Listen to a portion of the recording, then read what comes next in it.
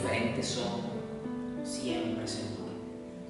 No nos damos cuenta realmente la dicha que tenemos, Señor, de pertenecer a tu familia, de estar en tu reino, Padre. Señor, haznos cada vez más conscientes de esta realidad, más sensibles, Señor, de este privilegio que tenemos, Señor Jesús. Padre, que hoy seamos edificados por medio de tu Espíritu Santo, que tu palabra en nosotros produzca un fruto al 100 por uno, que no nos deje en paz, que nos redarguya, que mortifique nuestra conciencia, Señor, para que haya cambios profundos y verdaderos en nosotros, Señor, que seamos de verdad una lámpara limpia, Señor, para que tu luz pueda resplandecer a través de nosotros, Señor. Gracias. Amén. Vamos a Lucas 11:33. Vamos a leer mejor desde el 29. Dice acá: al apretujarse la multitud contra Jesús, él dijo: esta generación maligna sigue pidiéndome que le muestre una señal milagrosa. Que me parece, honestamente, desde mi punto de vista, me parece un descaro que le pidan esto, porque desde que Jesús fue bautizado, que dice la Escritura, precisamente Lucas, fue llevado al desierto para ser tentado, regresó del desierto y dice que fue lleno del poder del Espíritu Santo y comenzó su ministerio. Desde que Jesús comenzó su ministerio hasta este punto que estamos leyendo acá, ya Jesús ha hecho cualquier cantidad de señales, ha hecho cualquier cantidad de milagros, ha predicado, ha enseñado, ha hecho todo tipo de manifestaciones sobrenaturales que pudiesen considerarse una señal, tomando en cuenta que Israel venía de un silencio celestial de 400 años, donde no hubo palabra de Dios por ningún medio, de ninguna manera, no hubo señal milagrosa, sobrenatural, de nada, de ninguna manera. Hubo un silencio total por 400 años. Aparece un maestro judío llamado Jesús y empieza Dios a hablar. Empiezan otra vez las señales y milagros muy variadas y distintas a lo que ya Israel estaba acostumbrado. Y todavía esta gente pide una señal. Por eso digo que me parece un descaro que esta gente le esté pidiendo una señal. Pero ¿qué más señal quiere? Tenían 400 años que Dios no le mandaba ni siquiera un mensaje de advertencia, de amenaza, de arrepiéntanse. No. Apareció Juan el Bautista con un mensaje: arrepentidos, perdonen el cielo cercado, vengan y bautícense como señal de eso. Ese era él, pero era necesario porque Juan el Bautista anunciaba al Mesías. Aparece el Mesías, empiezan a hacer manifestaciones, multiplica el agua en vino, sana a los enfermos, libera a los endemoniados, regresa la vista a los ciegos, le abre los oídos a los sordos, libera mujeres endemoniadas, perdona pecados, camina por las aguas, multiplica los panes y los peces, y todavía la gente pide una señal. Que es caro. Puedo entender estas palabras del maestro cuando dice: esta generación maligna le pide que le muestre una señal milagrosa. Ya va, pero ¿cuál más de lo que ya acabo de mencionar quería estar? ¿Qué más? ¿Qué más? Moisés caminó en medio del mar. Jesús caminó sobre las aguas. Y continúa diciendo: pero la única que le daré será la señal de Jonás. Quiero resaltar que dice acá pidiendo que le muestre, o sea, ellos querían ver una señal milagrosa. Pero la única que le daré será la señal de Jonás. Lo que le sucedió a él fue una señal para los habitantes de Nínive de que Dios lo había enviado. No, siempre que leemos la historia de Jonás nos damos cuenta de todo el proceso que vivió Jonás para llevar a predicar, porque él no quería predicarle a los ninivenses. Evidentemente se aparece Jonás en medio de la isla de Nínive, empieza a predicar el mensaje que Dios le dio. La gente no solo le sorprendió el mensaje, sino la forma en la que apareció Jonás. Recordemos que a Jonás se lo tragó, la tradición dice una ballena, pero pudo haber sido otro animal acuático. Voy a seguir con el ejemplo de la ballena. Se lo tragó la ballena y sabemos que fue vomitado a la orilla de la playa. Jonás estaba un poco desorientado, no sabía dónde estaba, tenía 3 días navegando en los intestinos de un animal, y cuando agarra lucidez, que vuelve otra vez en sí, orientado, que se da cuenta, ajá, estoy en Nínive, ya entendí el mensaje, tengo que aplicar. Entonces para la gente eso es muy impactante, porque no vieron una embarcación, no recibieron un decreto real del rey de Nínive diciendo que venía una comitiva de otro país a visitarlos, sino la forma en la que apareció Jonás fue sorpresiva, fue sorprendente. O sea, este hombre como que vino de un naufragio y está bien, no se ve dañado, no se ve herido, no se ve que está medio muerto, no se ve desnutrido, que es lo normal, no se ve que está sediento de agua, porque si duraste en un naufragio durante mucho tiempo no tienes cómo beber agua, porque si bebes agua del mar te secas. Este hombre está bien, no se le ve, bueno, huele un poquito feo, pero es normal, porque si estuvo en los intestinos de un animal es lógico que esté mezclado con lo que el animal comió. Y encima, que se ve bien, nos trae un mensaje que en nuestro corazón nos dice que es verdad lo que está diciendo.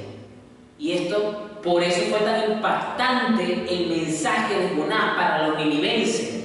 No solo por el mensaje en sí, sino por la forma en la que apareció Jonás. Por eso el rey dijo, no, definitivamente que este hombre, definitivamente que cuando este mensaje llega a oídos del rey de Nínive, dice el libro de Jonás que el rey ordenó un ayuno nacional obligatorio de arrepentimiento donde mujeres embarazadas, ancianos, niños, menores de edad, discapacitados, animales, todo aquel que tuviera vida y respirara tenía que cumplir con este ayuno. No había excepción de nada ni de nadie. Y la gente acató la orden de arrepentimiento. Así que esa generación de ninivenses se salvó del juicio. Lo digo así porque más adelante, luego, con el profeta Habacuc, los ninivenses sufrieron las consecuencias de esa palabra que Jonás le fue a llevar a sus antepasados. Por eso Cristo dice acá, lo que le sucedió a él fue una señal para los habitantes de Nínive, de que Dios lo había enviado. Lo que le suceda al Hijo del Hombre, es decir, ahora hablando de él en tercera persona, será una señal para la gente de este tiempo de que él fue enviado por Dios. ¿Qué fue lo que le sucedió a Jesús? Bueno, ya sabemos lo que le sucedió a Jesús. ¿Cuál era esa señal? Que iba a morir y que iba a resucitar al tercer día, que se iba a aparecer a más de 500 personas durante 40 días a esa generación. Es decir, muchas de esas personas que habían escuchado hablar del hijo de un carpintero que estaba ahora convertido en maestro, que Dios lo estaba usando con poder, la gente lo estaba empezando a respetar como un profeta, se enteraron que el Imperio Romano, en complicidad con los líderes de su propia gente, lo matan, lo entierran, y al tercer día empieza a aparecer. No es que apareció en un solo día, una sola vez. Primero se apareció varias veces a sus propios discípulos. Luego empieza a escucharse que los soldados romanos que custodiaban la tumba están como paranoicos, están como asustados, están como traumatizados, porque no entendieron que de repente hubo como un temblor algo y vieron unos seres todos vestidos de blanco encima de una piedra que la habían movido y salieron espavoridos, salieron corriendo a dar el reporte. Ese detalle no pudieron ocultarlo mucho tiempo. Lo que hicieron fue intentar taparlo con una mentira, diciendo que los discípulos de Jesús habían robado el cuerpo. Esa fue la mentira que intentaron usar para tapar este evento. Empezaron a murmurar de que algo había pasado con el cuerpo de Jesús. Sorpresa, dice la Escritura que cuando él resucitó, muchas tumbas en el cementerio se abrieron. Empezaron a suceder cosas, siguieron sucediendo cosas rarísimas. Sorpresa, empezó a aparecer esa más de 500 personas. Y todo eso pasó a esa generación a la que Jesús le está diciendo acá: esta es la señal para esta generación que van a recibir, y es la única que tendrán como testimonio. Más de lo que ya dije que lamentaba, más de lo que ya dije. Será una señal para la gente de este tiempo, es decir, de ese momento a lo que le estaba hablando, de que Él fue enviado por Dios. No cabe duda de que definitivamente que ese carpintero no pasó desapercibido en su generación, no hubo forma.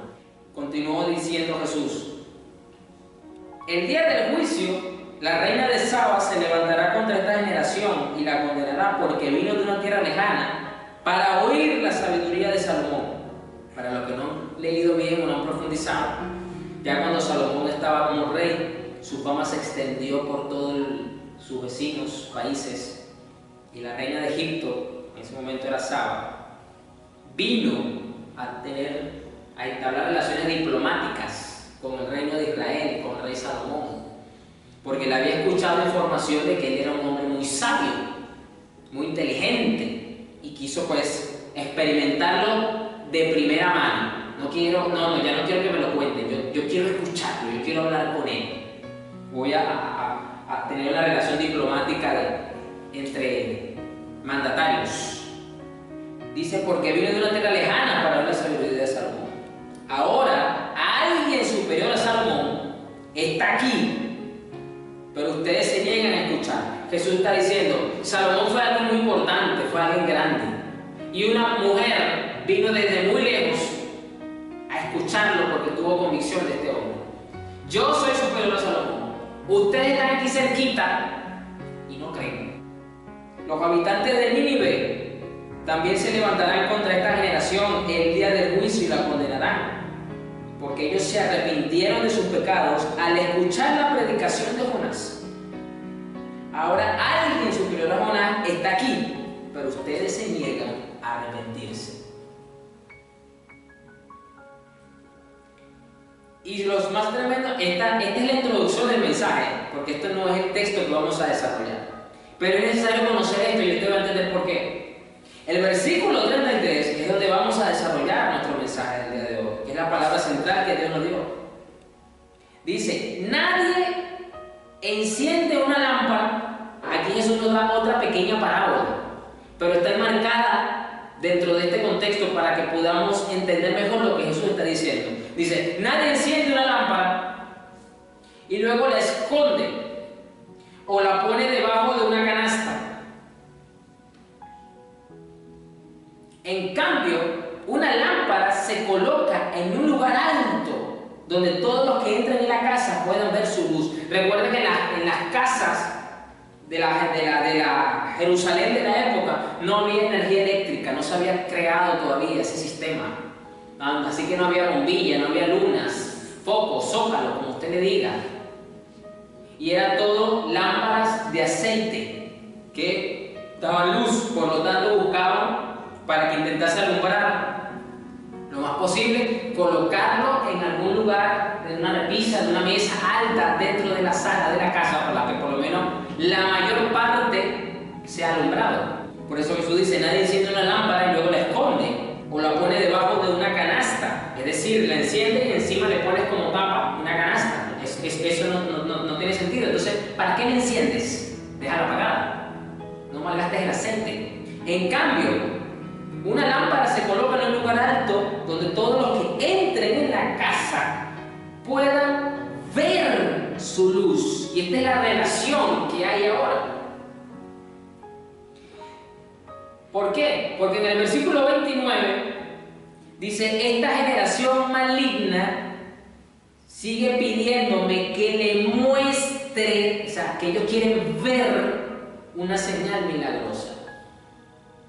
Y Jesús dice luego, en esta parábola, dice que la lámpara se pone en un lugar alto para que todos los que entren en la casa puedan ver su luz. Y Jesús está diciendo acá que el problema no es la señal, El problema no es la luz, el problema es de los que están o dicen que están viendo. Ahora usted entiende mejor este punto.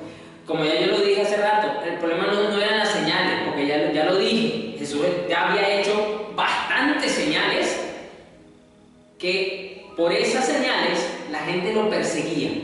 Por ejemplo, cuando hizo la señal que convirtió los panes en peces y multiplicó los panes en peces, que lo hizo 2 veces, que pasa, no lo hizo una vez, lo hizo 2 veces, la gente lo seguía para que le matara el hambre.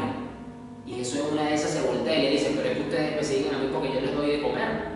Ustedes realmente no quieren el pan de vida que desciende del cielo. Ustedes no quieren comer mi carne y beber mi sangre. Y dice que lo cuestionaron, ¿no? Ya no estaban de acuerdo con su enseñanza. Y dice: bueno, si quieres se van, yo no tengo ningún problema. Y dice que desde ese día muchos lo dejaron. Y se volvió a los discípulos y le dijeron: ¿y ustedes también se quieren ir? Váyanse.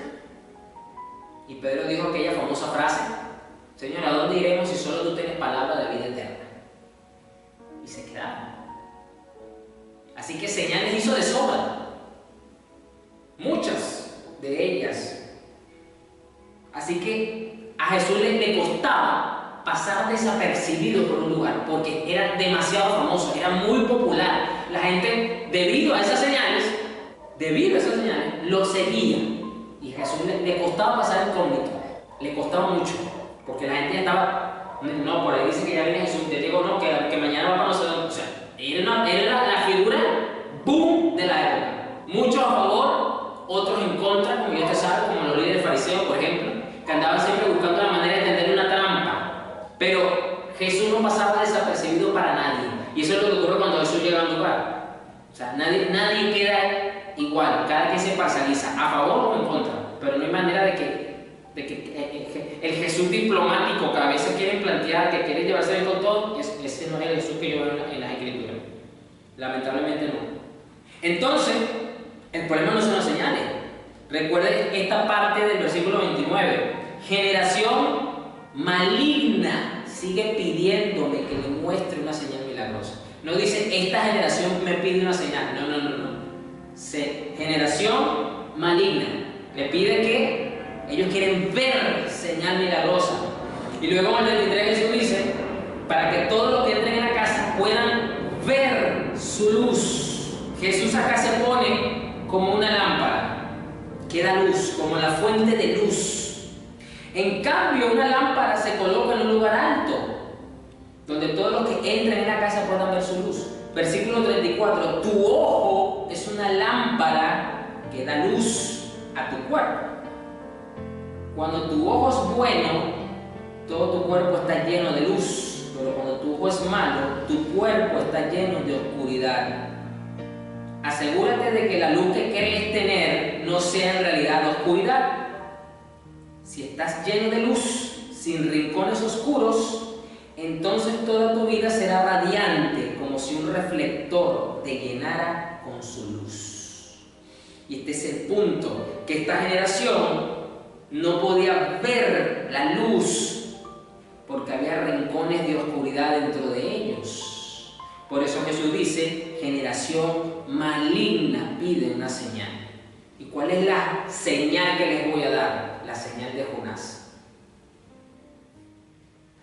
Jesús dice acá entonces: tu ojo es una lámpara que da luz a tu cuerpo. Esta gente no podía ver con claridad porque su ojo no era luz, no le estaba dando luz a su alma. Por lo tanto, estaban llenos de pecado, de malicia, de avaricia, de perversión, etc. ¿Qué quiere decirnos esto entonces? Que lo que tú recibes alimenta tu interior y luego eso se exterioriza. ¿Qué estás recibiendo tú? ¿Qué estás consumiendo tú? Ese es el punto acá. Ese es el punto. Por eso dice: tu ojo es una lámpara que da luz a tu cuerpo. Recordemos que Jesús aquí sigue usando una parábola. Todo tu cuerpo está lleno de luz si tu ojo es bueno. Oye, entonces es así, entonces los ciegos entonces están glorificados porque los ciegos no ven nada. Entonces los ciegos son seres de luz totalmente.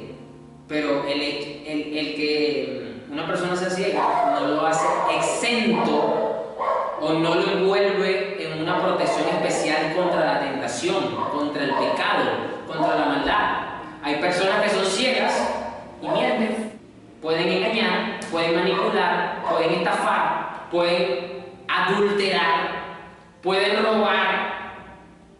Entonces entendamos que esto es algo figurativo, el lenguaje que Jesús está usando acá. No está literalmente diciendo entonces que si no ves, entonces estás libre de pecado. Entiendan el lenguaje simbólico de parábolas que Jesús está usando acá. Asegúrate de que la luz que crees tener no sea en realidad oscuridad. Si estás lleno de luz, sin rincones oscuros, entonces toda tu vida será radiante, como si un reflector te llenara con su luz. Hay algo que ocurre cuando una linterna no tiene el vidrio, el cristal o el plástico lo suficientemente limpio, o está manchado, o está dañado de alguna forma. Aunque tú la enciendas y le pongas la máxima intensidad para que te dé todo su poder, va a estar mermado. ¿Por qué? Porque por donde debe proyectarse esa luz, hay algo que lo está obstaculizando, ya sea la mancha, ya sea la suciedad, X. Lo mismo pasa, por ejemplo, con los vehículos. Las micas de los vehículos, las lunas, los faros delanteros del vehículo, cuando están nuevos, se ven bastante transparentes, se ven bastante limpios. Pero a medida que pasa el tiempo, como la mayoría de estas micas ahora son de plástico, eso era antes, que los carros de antes tenían el faro de cristal, de vidrio, tipo botella. Eso quedó en los carros antiguos. Ya los carros modernos la mayoría usan un tipo de mica, de plástico, vamos a decirlo así en pocas palabras, especial. ¿Qué es lo que ocurre? Que con el tiempo, ya sea por falta de mantenimiento o por un uso constante, se va poniendo más opaco. Por eso cuando usted de repente ve un carro y le ve los faros como amarillentos, eso quiere decir que ya ese carro tiene mucho tiempo. O sea, ya no es un carro del año, es un carro que a lo mejor puede tener unos 8, 10 años de uso, 12, 14 años de uso, y el faro se va poniendo amarillo. ¿Qué ocurre? Que pueden encender las luces de noche, evidentemente va a alumbrar, pero ha perdido potencia, ha perdido esa capacidad. ¿Por culpa de la luz? ¿Por culpa del bombillo que tiene dentro? No. Es porque ese plástico, ese faro, que debería de proyectar, de empujar, de sacar la luz, está oscurecido. Y eso limita la potencia. Ese es el ejemplo que yo estoy poniendo acá más moderno, vamos a decirlo así. Y es exactamente lo que ocurre acá. ¿Y qué es eso que puede limitar entonces? ¿Qué es eso que puede limitar? Que en nuestra vida se proyecte la luz del Evangelio, que se proyecte la imagen de Cristo de una forma más correcta, de una forma más pura, de una forma más limpia. El pecado. No hay de otra, es el pecado. Jesucristo vino a tratar el tema del pecado en la humanidad. El Evangelio trata del pecado en la humanidad. La iglesia está llena de pecadores redimidos que están buscando santificarse cada día. Entonces, el tema del pecado está dentro del eje central de lo que es ser cristiano, porque nosotros luchamos contra el pecado todos los días, a cada rato. Mire, esto es algo tan tremendo que usted puede dormir y usted puede tener sueños llenos de pecaminosidad. Y eso no quiere decir que usted esté anhelando eso, sino para que usted vea la lucha que nosotros los cristianos, la iglesia, tiene. Por lo tanto, este tema, aunque a algunos como que les aburre, algunos lo ven como que un mensaje religioso, porque están llenos de mensajes motivacionales, están llenos de una ambición egoísta de querer alcanzar sueños y objetivos. Se están olvidando de que la centralidad de todo esto es la lucha contra el pecado. ¿Por qué el ser humano cayó de la gloria de Dios y salió del jardín del Edén? Por causa del pecado. ¿Por qué Dios habla a través de los profetas en el Antiguo Testamento dando diferentes mensajes que anunciaban un Mesías? ¿Un Mesías que venía para qué? para redimir al pueblo del pecado. ¿Por qué vemos en Apocalipsis un libro que a muchos les asusta, a otros no lo entienden? Y si usted lee los dos últimos capítulos de Apocalipsis, usted lo puede comparar con los dos primeros capítulos de Génesis. Y usted va a ver sencillamente el plan de Dios hecho una realidad. Lo que usted ve en Apocalipsis, los dos últimos capítulos, era lo que debió haberse continuado en Génesis 2. De ahí en adelante. Todo lo que está en el medio es todo el proceso para quitar lo que hizo que eso no se diera, que es el pecado. Así de simple. Entonces, tu ojo es una lámpara. Vamos a ver qué dice Mateo 5, versículo 14. En el primer sermón público dentro del ministerio de Jesús, donde tenemos la mayor bendición de que Mateo lo haya recopilado y lo haya dejado para nosotros. Versículo 14 dice: ustedes son la luz del mundo, como una ciudad en lo alto de una colina que no puede esconderse. Nadie enciende una lámpara y luego la pone debajo de una canasta. Son palabras similares a las que el evangelista Lucas recopila. En cambio, la coloca en un lugar alto donde ilumina a todos los que están en la casa. Pero nos da mucha más información sobre esta enseñanza. De la misma manera, dejen que sus buenas acciones brillen a la vista de todos, para que todos alaben a su Padre. Tenemos entonces que entender y comprender que la forma en la que esa luz se manifiesta es a través de nuestro accionar, a través de nuestro comportamiento. Y esto entonces quiere decir, bueno, pastor, pero entonces nadie va a ser luz, porque los cristianos no son seres perfectos. Sí es cierto, no somos seres perfectos. Y eso hay que tenerlo claro y siempre tenerlo presente. Por lo tanto, si no hay cristiano perfecto, no existe iglesia perfecta. Nunca ha existido. Ni siquiera, a veces yo escucho a los cristianos decir, wow, pastor, pero ojalá estuviéramos en la iglesia de cuando estuvieron los apóstoles. Ahí todo era diferente. Yo he escuchado bastante eso. Ojalá hubiésemos tenido la dicha de pertenecer a las iglesias de cuando estaban los apóstoles vivos, la iglesia de Gálatas, la iglesia de Corinto, la iglesia de Jerusalén, que salen hechos, que es lo que uno llama volver al diseño original, ¿no? Cuando dicen así, se están refiriendo a esa iglesia que usted lee en el libro de Hechos. Pero yo le voy a decir algo, si usted no lo ha visto o se le ha olvidado o no sé, pero ninguna de esas iglesias era perfecta. Esas iglesias no fueron perfectas. Estaban bajo la administración, la custodia y la autoridad apostólica directa, sí, es cierto, pero no eran perfectas. La iglesia de Corintios, que tanto la alaban hoy día porque tenía todos los dones del Espíritu Santo y era poderoso con el poder de Dios y todo aquello, sí es verdad, sí es cierto, pero era una iglesia que era desordenada cuando se reunían para compartir la cena del Señor. Era una iglesia en la que había disensiones, había divisiones, había carnalidades. Se están cometiendo pecados sexuales dentro de la iglesia. Eso está en la iglesia, eso ocurrió en Corinto, en la iglesia de Corinto, que estaba bajo la administración directa del apóstol Pablo. La iglesia de Gálatas estaba siendo atacada por una falsa doctrina y se estaban volviendo otra vez al judaísmo, volviendo otra vez a la ley mosaica. Y Pablo tuvo que reprenderla fuertemente, tuvo que volverla a encauzar y a corregir. Por ejemplo, la iglesia de Jerusalén era una iglesia en que había favoritismo y había preferencia, porque le estaban dando más importancia a las viudas judías que a las griegas. Las griegas se estaban muriendo de hambre y toda la comida se le estaban dando a la viuda judía. Entonces tampoco era perfecta. Y así simplemente por ponerla. Entonces no somos seres perfectos. Entonces, ¿cómo podemos nosotros hoy día tomar estas palabras de Jesús de Mateo, donde dice que somos luz del mundo y que nuestras acciones deben brillar a la vista de todos? Me gusta porque hay una relación entre las palabras de Jesús de Lucas 11, donde dice, esta generación maligna pide ver una señal. Y en Mateo 5 Jesús dice que nuestras acciones deben brillar para que todos las vean.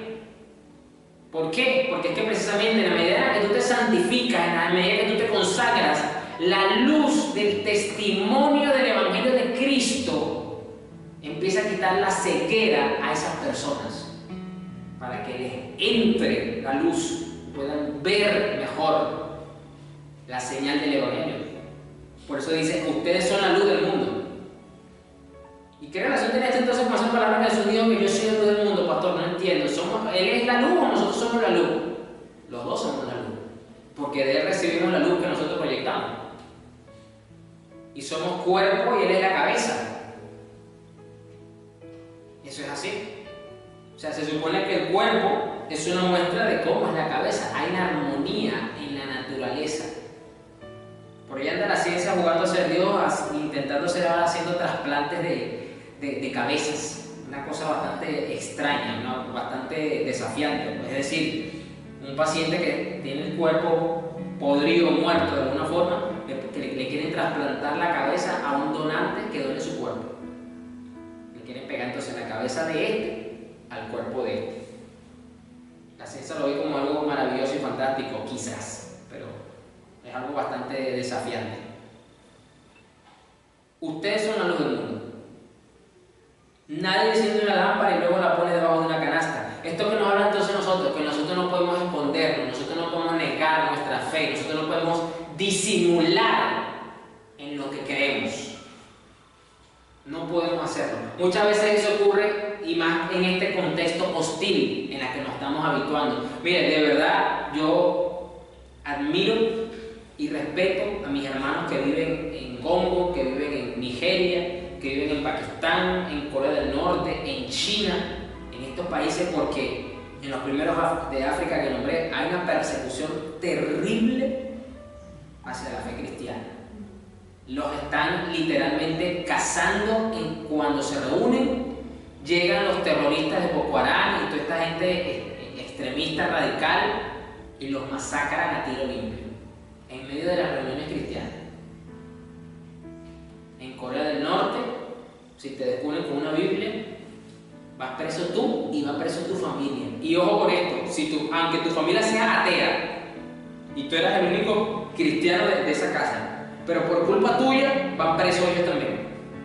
En Corea del Norte, aunque sean ateos, las consecuencias terribles que viven. En China, los cristianos son sometidos a sesiones de reeducación cultural. En China persiguen a los cristianos porque ven la fe cristiana como algo ajeno a China, como algo que no es propio de China. Entonces ellos lo persiguen por eso. Pero por estos motivos, lo que pasa es que acá, como de este lado del mundo no tenemos ese tipo de problemas, entonces el cristiano, la iglesia, tiene un evangelio un poco más light. O vive una fe más camaleónica. Dependiendo del momento y dependiendo de las circunstancias, yo me adapto para sacar un provecho y un beneficio. Aunque en ese adaptarse y moverse, yo tenga que, de una forma disimulada, negar mi fe o tapar mi fe. Y es lo que dice Jesús acá: tú no vas a encender una luz, ya Jesús está en nosotros encendido, nosotros no podemos ponerle una canasta encima. ¿Qué canasta nosotros le estamos poniendo encima? ¿Qué canasta estamos poniendo? La canasta de la ambición, la canasta del egoísmo, la canasta de ¿qué tipo? ¿Qué tipo de canasta estamos nosotros usando, le estamos poniendo encima?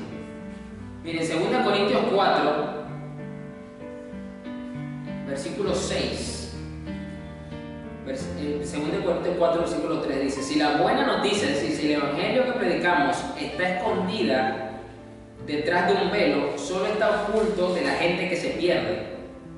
Satanás, quien es el Dios de este mundo, ha cegado la mente de los que no creen. Son incapaces de ver la gloriosa luz del evangelio.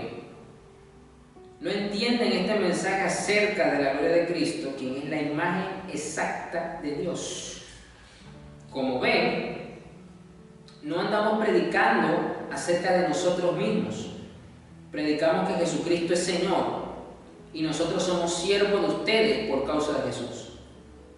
Pues Dios, quien dijo que haya luz en la oscuridad.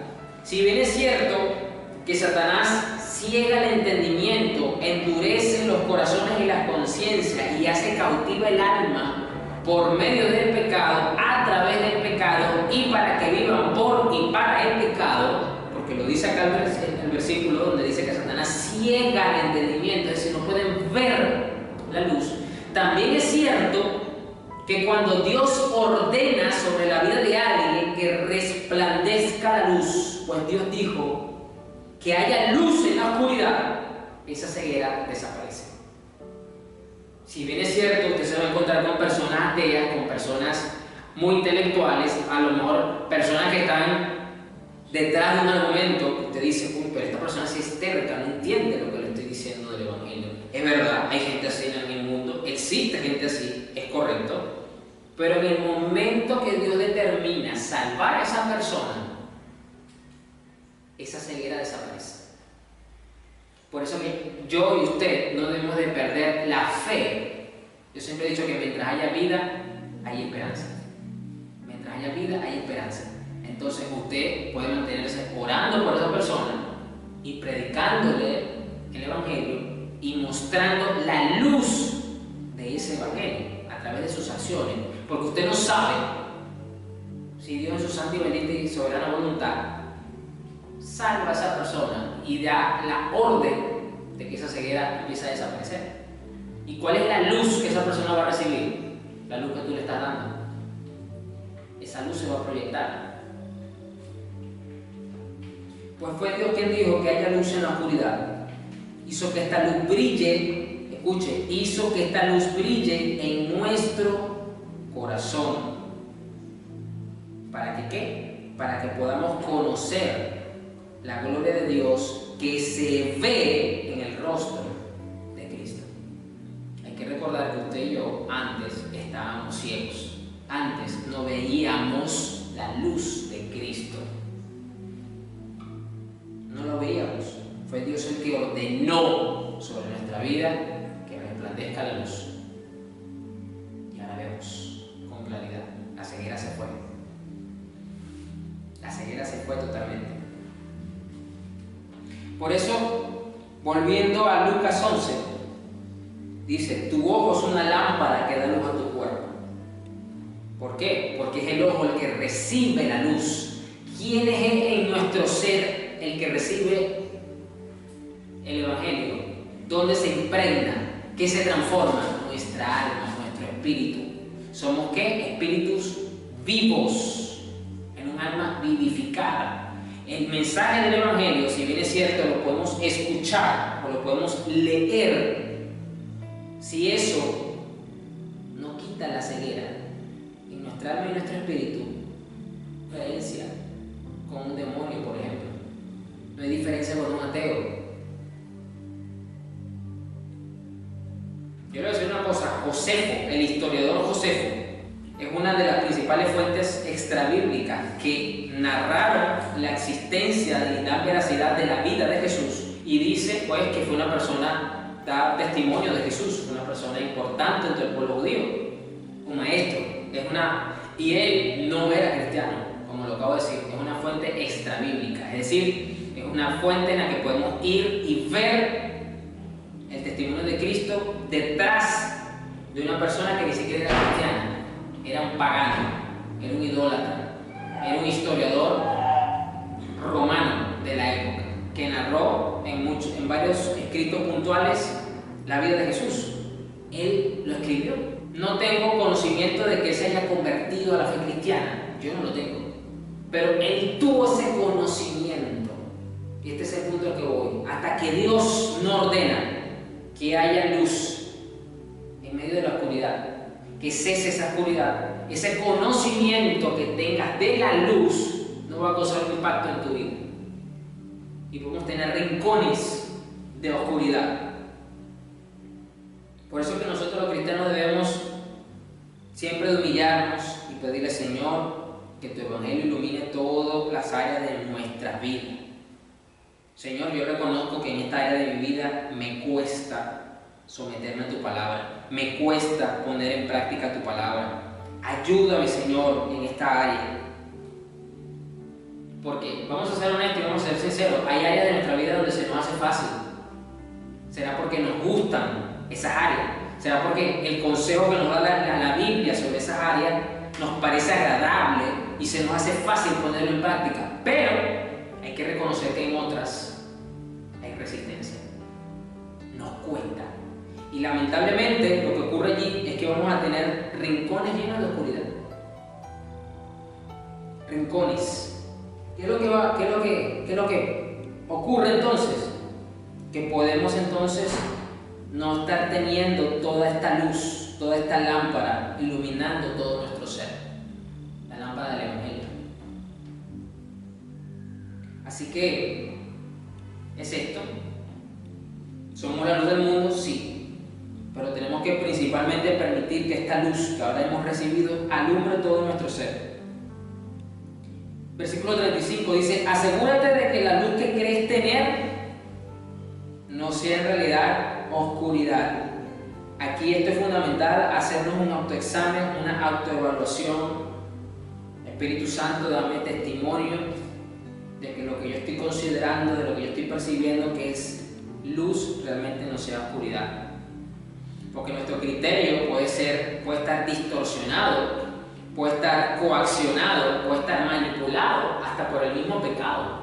Porque si bien es cierto que Cristo rompió el yugo del pecado en nosotros, esos remanentes de pecado que todavía aún quedan son manipuladores, son engañadores, porque así trabaja el pecado.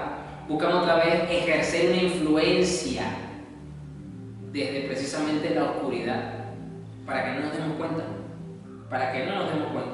¿Cómo? Haciéndonos ver como que si tenemos luz. Aquí, por ejemplo, donde estamos ahorita, estamos bien iluminados. ¿Por qué? Porque tenemos energía eléctrica a nuestra disposición y los focos nos alumbran. Pero Dios no quiere que tengamos estos focos de luz artificial, porque esta luz es artificial. Dios quiere que sea la luz así como la luz del sol, que es lo que uno llama la luz natural, que brilla, que lo ilumina, pero que tiene otra particularidad, que nos da calor y nos hace sentir vivos, porque somos seres de sangre caliente. ¿Esta energía eléctrica o esta luz artificial nos da iluminación? Sí, pero no nos calienta. No nos calienta para nada, en lo más mínimo. La luz del sol sí te calienta. La luz del sol, por lo tanto, seca. La luz del sol, por lo tanto, derrite. La luz del sol te hace entrar en calor. Por eso que nosotros aquí a veces en Lima, cuando estamos en pleno invierno y a veces sale el sol un ratico, la gente lo disfruta. Un poquito de sol en medio de tanto frío. Porque somos seres que disfrutamos, lo necesitamos. Entonces lo mismo puede pasar, no podemos autoengañarnos. Que porque tenemos una disciplina cristiana, que porque yo oro de esta forma, que porque yo leo la Biblia, que porque yo me congrego, y nos sentimos ahí en medio de esa luz de la disciplina. Necesitamos ir al sol de justicia. Necesitamos sentarnos a los pies del sol de justicia para calentarnos. Que realmente arda dentro de nosotros, que realmente arda, para que seamos iluminados realmente por ello. Bueno, vamos a orar. Así que el problema acá no es pedir señales. El problema acá es entonces mirar en qué condición está el foco por el cual estamos recibiendo o estamos permitiendo que salga la luz, para que no nos pase como esta generación maligna que querían ver una señal milagrosa. Y Jesús le responde de esta manera, diciéndole en pocas palabras: el problema de ustedes no es que pidan la señal. El problema de ustedes es que ustedes no están en condiciones, porque la luz que ustedes dicen tener para ver realmente es oscuridad, porque su lente, su transparencia está sucia. llena de malicia, de perversión, está llena de pecado. Y eso es el punto. Mire, es como cuando usted va a una tienda, por lo menos en los centros comerciales, usted sabe que es habitual que usted va por una tienda, pasa por una tienda de ropa, y por lo general tienen maniquíes afuera, ahí en el mostrador, y el maniquí te está exponiendo ropa de la tienda. Si esa luna, si ese cristal, si ese vidrio no está perfectamente limpio, lo primero que va a pasar es que si tú no estás cerca de la tienda, si tú estás relativamente lejos, cuando tú veas el maniquí, tú vas a creer que las manchas y la suciedad están en la ropa. Eso ocurre. Es decir, hace que la imagen que tú veas de la ropa no sea la más correcta por culpa de la suciedad de la vitrina, de la luna. Eso ocurre. Pero cuando tú te acercas, tú te das, no, pero es que la luna es la que está sucia. No es que la ropa está sucia, no es que el maniquí está mal, no, es el cristal, la luna, el foco. Exactamente eso ocurre cuando el creyente transmite a través de su comportamiento, de sus actitudes, de su vida, y la gente calibra el testimonio. La gente puede tener una imagen distorsionada, equivocada del Evangelio por esas suciedades o manchas que el creyente tenga, que se emanan, y eso opaca un poco esa luz. Esos rincones de oscuridad evitan eso. Por eso tenemos que asegurarnos de que esa luz que tenemos realmente sea luz y no sea oscuridad, como lo dice la palabra. Bueno, Señor, gracias, Padre, por tu palabra. Gracias por tu bondad. Gracias, Señor, porque necesitamos ver con claridad tu Evangelio, necesitamos ver con claridad, Señor, tu palabra. Necesitamos realmente recibir el calor que sale de la vida de tu palabra, Señor, para que esto realmente quite las durezas de nuestro corazón, quite esas durezas en las que todavía remanente el pecado en nuestra vida quiere venir a seguir influenciándonos, Señor, y no nos demos cuenta.